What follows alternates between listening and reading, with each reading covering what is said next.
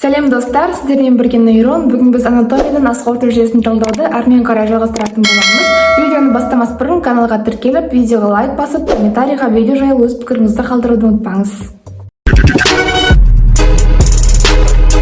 Достар, бүгін бізде сәл күрделірек тақырып болғалы тұр. Бауыр, өт қалтасы, ұйқы безі. Сол себептен бүгінгі сабаққа максимум концентрация бөлуге тырысыңыздар. Максимум концентрация бөлулеріңізді сұраймын. Асқорыту жүйесі 5-ші бөлім. Бізде бүгін предпоследний бөлім, 6-ші бөлім 3 астарды қамтимыз, және де сонымен асқорыту жүйесі осымен өзінің аяғын табады. Олай болса, бүгінгі сабаққа кірісейік. Ең бірінші бауыр.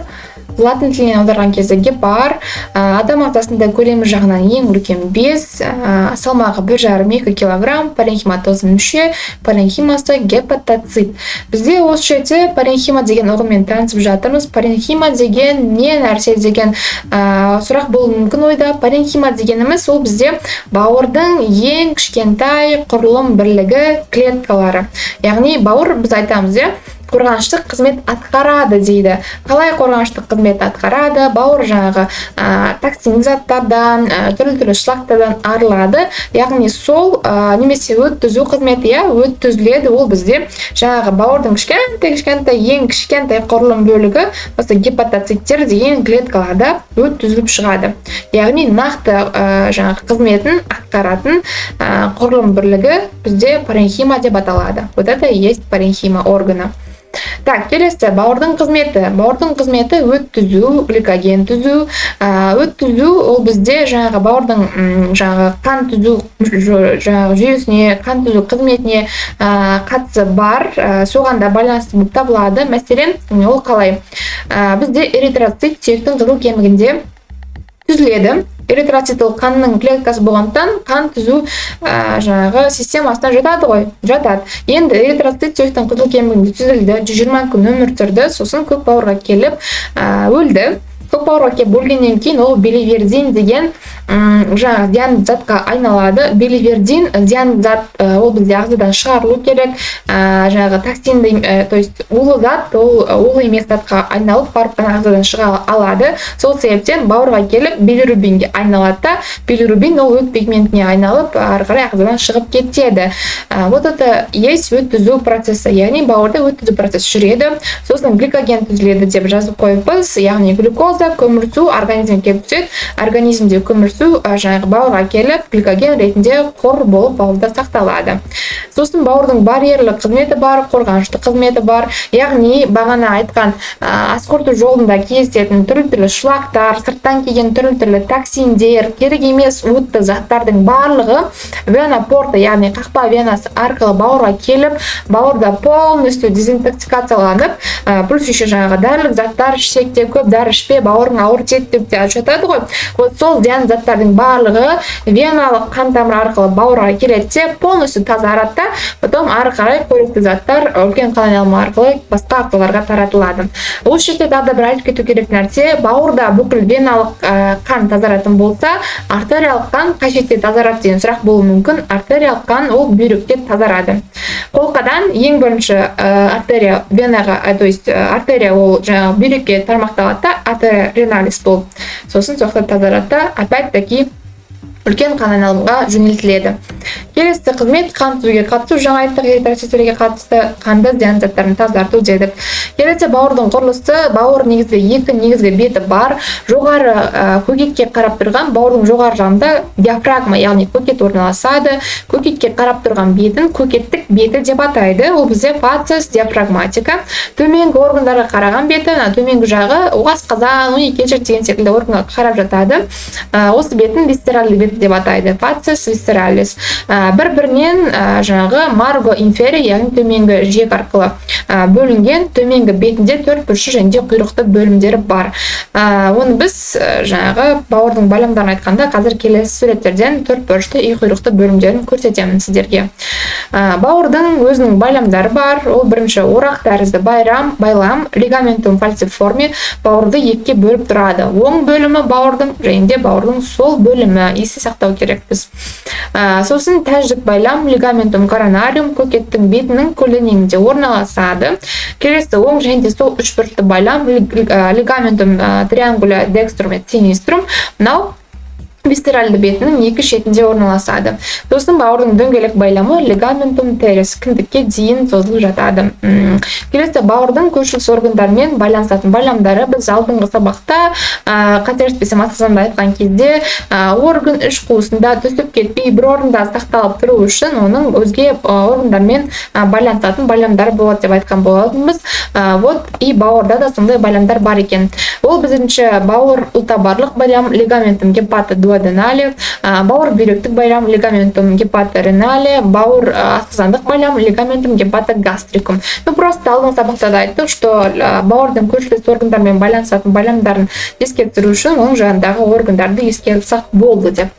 Вот, енді бауырдың голодопиясы, бауыр құрсақ қуысының жоғарғы жағында, құрсақ қуысының оң бөлігінде, көкеттің астында орналасады екен. Бауырдың синтопиясы, бауырдың жоғарғы жағында көкет орналасады, жаңа айттық, төменде өңеш, асқазан, өнекелшек, сол бүйрек, бүйрек үсті безі және де тоқ ішектің оң иілімі орналасады екен. Енді бізде бауырдың батыңқылары деген ұғым бар. Бауырдың батыңқылары дегеніміз не? Бауырдың артқы бөлімінде бағана бірнеше органдар орналасады деп айтқан болатынбыз. Вот сол органдар бауырға жанасып тұрған кезде осындай батыңқы түседі екен. Вот это есть батыңқы, импрессия латынша. Енді қандай батыңқылар бар? Ең бірінші бүйрек батыңқысы, импрессия реналис, мына шетте орналасады.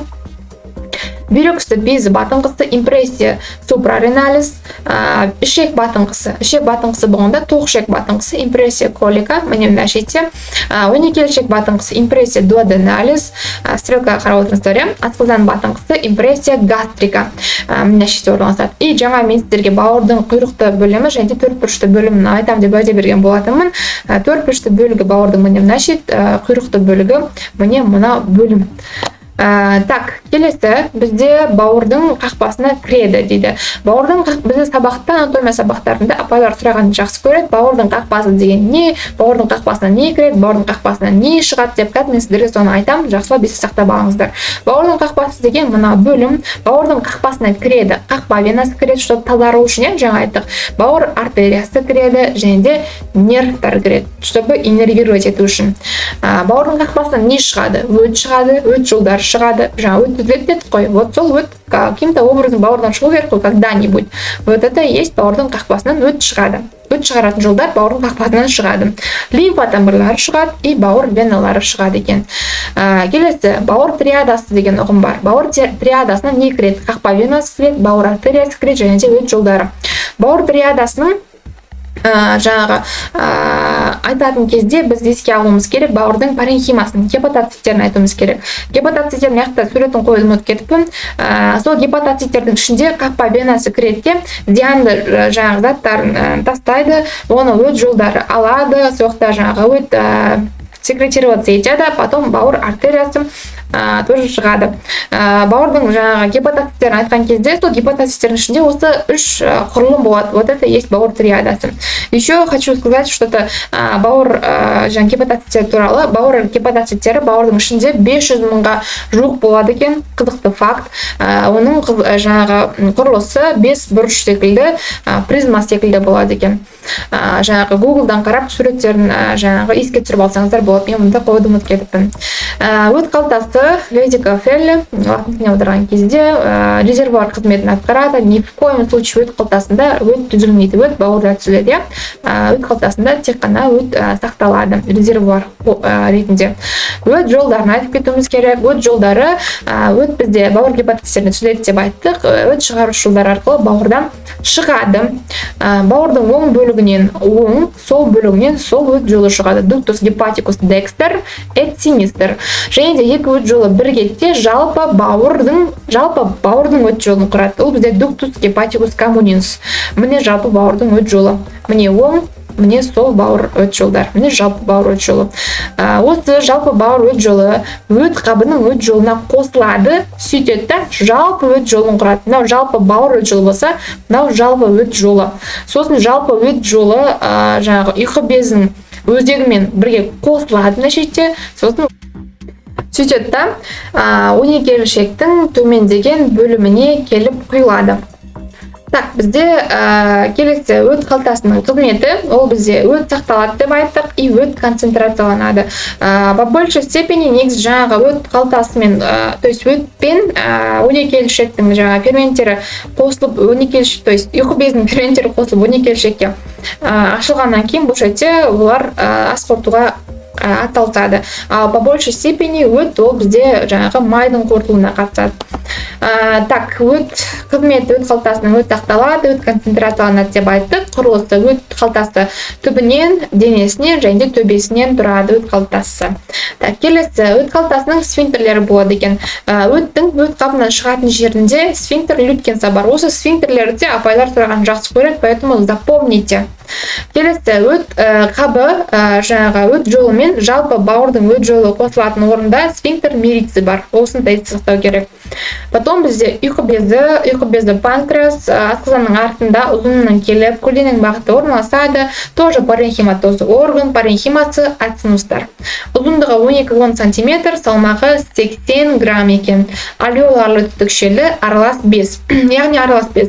Эндокринді және экзокринді бөлігінен тұрады. Эндокринді бөлігі гормон түзеді, экзокринді бөлігі фермент түзеді. Эндокринді бөлігінде бета клеткалар арқылы инсулин түзіледі, альфа клеткалар арқылы глюкагон түзеді, попо клеткалар арқылы панкреатический полипептид түзіледі, және де VIP гормоны вазоинтенсиальный полипептид және де дельта клеткалар бар.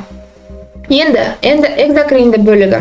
Экзокринді бөлігінен бізде триптиноген, хемотриптиноген, альфа-амилаза секілді ферменттер түзіледі. Бірақ ол ферменттер бізде ұйқы безінде активсіз формада тұрады. Неге? Себебі бұл ферменттер амилаза, например, ол көмірсуды ыдырату керек, 12 келіншекке түскеннен кейін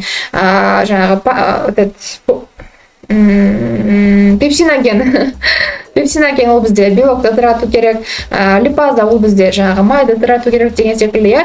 Бұл жаңағы ферменттер егер де ұйқы безінің өзінде активті формада орналасатын болса, ұйқы безі белоктан тұрады, например, ұйқы безінің жаңағы өзінің ферменттері өзі жойып тастаушы еді, өзі жеп қоюшы еді. Поэтому бұл процесті бізде жаңағы аутолиз деп атайды. Поэтому самопожирание болмас үшін ұйқы безінде ферменттер осындай активсіз формада орналасады.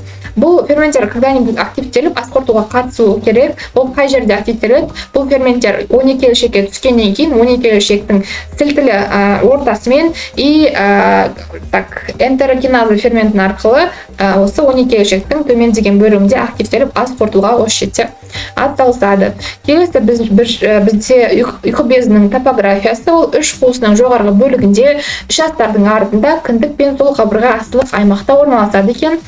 Құрылысы қалыңдаған бөлігі басы, ортаңғы бөлігі денесі және бос жатқан бөлігі құйрығынан тұрады. Құйрығы бізде көк бауырға дейін созылып жатады екен.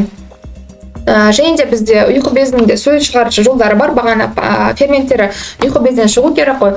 Вот, ол жерде Вирсунгов деген жол, ол бірінші бізде басты ұйқы безінің сөл бөлетін жолы, то есть сөл ағатын жолы, Вирсунгов жолы. Осымен бізде ұйқы безінің ферменттері ағады. Вирсунгов жолы бізде жалпы өт жолымен бірге ампула түзеді. Жаңа айттық қой, екеуі бірігіп 12 келіншекке ашылу керек деп. Міне сол ампуласы. Ампула 12 келіншек қабырғасын ашылып, папилля дуодена майер деп аталады. Үлкен емізікше Фадеров емізікшесін түзеді. Фадеров емізікшесі бұл бізде жаңа айттық, папилля дуодена майер деп, и бізде папилля дуодена минор деген емізікше бар, яғни үлкен емізікше, кіші емізікше. Қазір оның қызметін айтамыз. Осы емізікшенің соңында, жаңа Фадеров емізікшесінің соңында оди сфинктері тұрады. Оди сфинктерінің маңызы бізде жаңағы бұлшықеттер, жаңағы емізікшенің соңында бұлшықеттер жиналғаннан кейін осы оди сфинктері түзілген. Оди сфинктерінің маңызы бізде жаңағы өтпен 12 келіншектің ферменті, то есть ұйқы безінің ферменті жаңағы 12 келіншекке тамақ келіп түскеннен кейін ғана бөліну керек. Егер де тамақ келіп түскенге дейін бұлар жаңағы өтпен ұйқы безінің ферменттері 12 келіншекке бөлініп тұра беретін болса, просто без конца бөлініп тұра беретін болса, вы представьте, сути ас қорытуға арналған ферменттер жаңағы өт 12 ішектің қабырғасын өзіне зиян тигізуі мүмкін. Сол себептен ол дистинкторы тамақ келгенде ғана ашылады, тамақ келмегенде жабылып, жаңағы өт пен ферменттерді бөгеп тұрады. Келесі бізде Санторини, яғни ұйқы безінің қосалқы жолы папиллодуодена минор кіші емізікшеге ашылады Санторини. Бұның маңызы негізі неге екі емізікше бар, бір емізікше бар, сол жетеді емес па деген сұрақ болуы мүмкін. Бізде өт жолының тастары болады, біз оны білеміз. Егер де осы папиллодуодена майорға өт жолынан келген тастар келіп бітеп қоятын болса, не болмаса өт застой осы жерде тұрып қалатын болса, немесе осы жаңағы үлкен емізікше қысылып қалатын болса, бізде ас қорытылмай тұрмау керек. Дұрыс па? Сол себептен бізде компенсаторный механизм бар, организм соның барлығын умно продумать еткен. Жаңағы осы жерде застревать етіп қалса, жаңағы тас немесе өт тұрып қалса, бізде папиллодуодена минорға келіп, жаңағы ұйқы безінің ферменттері құйыла береді. Бізде осымен достар ұйқы безі, өт қалтасы, бауырды талқылап біттік. Надеюсь, что барлығы түсінікті түрде болды деген үміттемін. Бізде жаңа айтқандай ас қорыту жүйесінің 5-ші бөлімі осымен соңына келіп жатыр. Әдеттегідей видео наста пайдалы болса, каналға тіркеліп, видеоға лайк басып, комментарийға видео жайлы өз пікірлеріңізді қалдыруды ұмытпаңыздар. Назарларыңызға рахмет. Келесі бөлімдерде көріскенше.